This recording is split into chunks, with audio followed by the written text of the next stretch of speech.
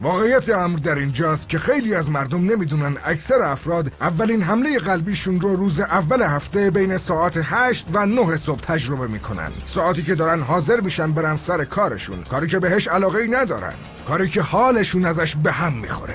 ببینین وقتی در جهت دستیابی به اهدافتون حرکت نمیکنین، خودتون با دستای خودتون دارین روحتون رو میکشین و در نتیجه جامعه بر محوریت ماشینی شدن حرکت میکنه.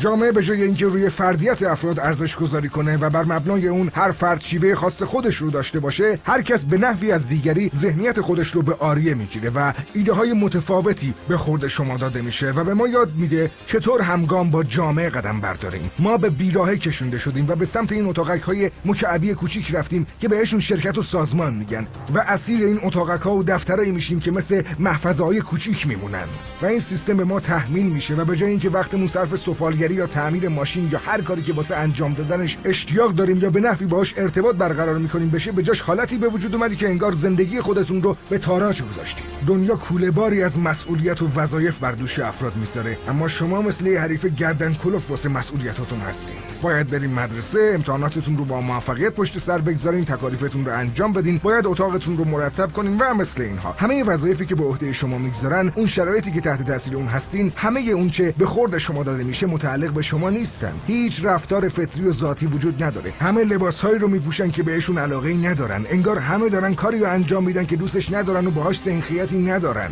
مشکل جامعه ما اینه. ما مردان و زنان مطیعی هستیم که هم راستای قوانین حرکت میکنیم و هر قدمی که برمیداریم بر اساس کتاب قانونه که از زمان کودکی والدین و معلمامون ما رو بر اساس اون تربیت کردن.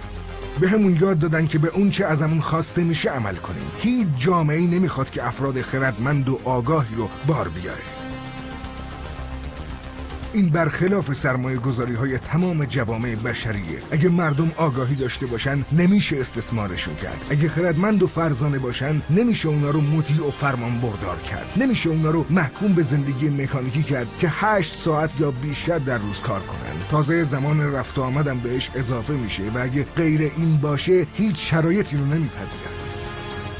و زندگی شما چون این شکلی به خودش میگیره. این زندگی رقتبار شماست. خارج از محدوده هایی که براتون تعریف شده قدم بردارین و از این اسارت های ذهنی خودتون رو آزاد کنین.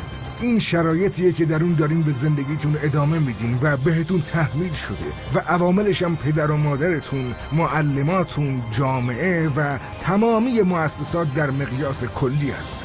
اونا میخوان از شما یه شهروند معمولی، منضبط و با اندازه‌های مشخص بسازن که توی اتاق مکعبی جا بگیره.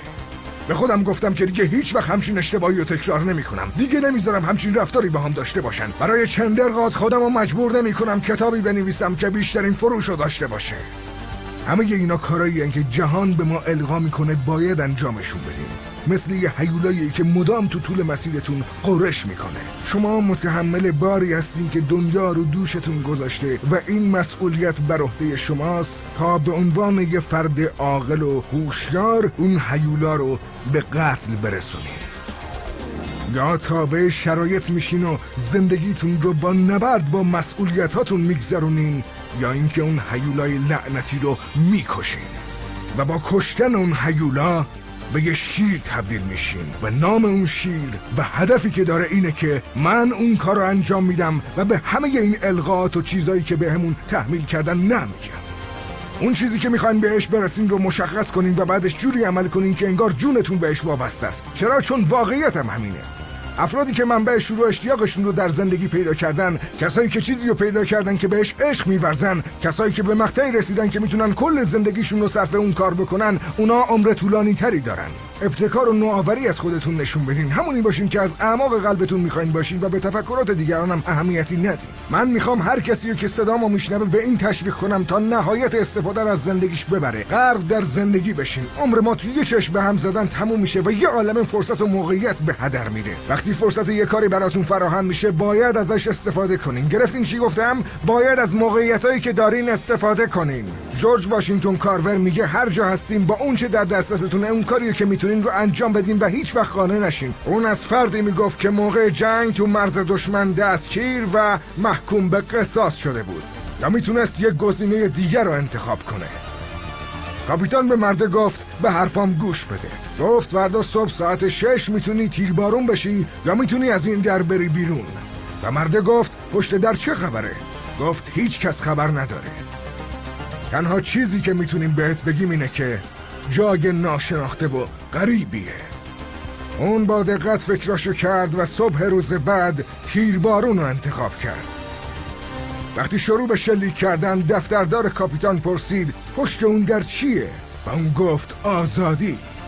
من خیلی خوششانس بودم چون درد و رنج زیادی رو تحمل کردم و حالا اون درد و عذاب منو به سمت جلو هدایت میکنه. به این حرفایی که الان دارم بهتون میزنم با دقت گوش کنین. اون درد و رنجی که من کشیدم باعث شد موفق بشم.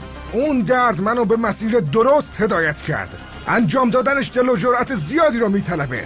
باید با شدت و شور مضاعفی تلاش کنین و به مسیر خودتون ادامه بدین و بارها و بارها این کار رو تکرار کنین. هیچ کس توانایی‌های شما رو باور نداره. بارها و بارها متحمل شکست شدین و هیچ کورسوی امیدی دیده نمیشه. ولی شما هنوز رویاتون رو در سر دارین و اونو در ذهنتون مرور میکنین و تکرار میکنین تا وقتی من پیروز میدون نشده باشم هیچ چیز تموم نشه.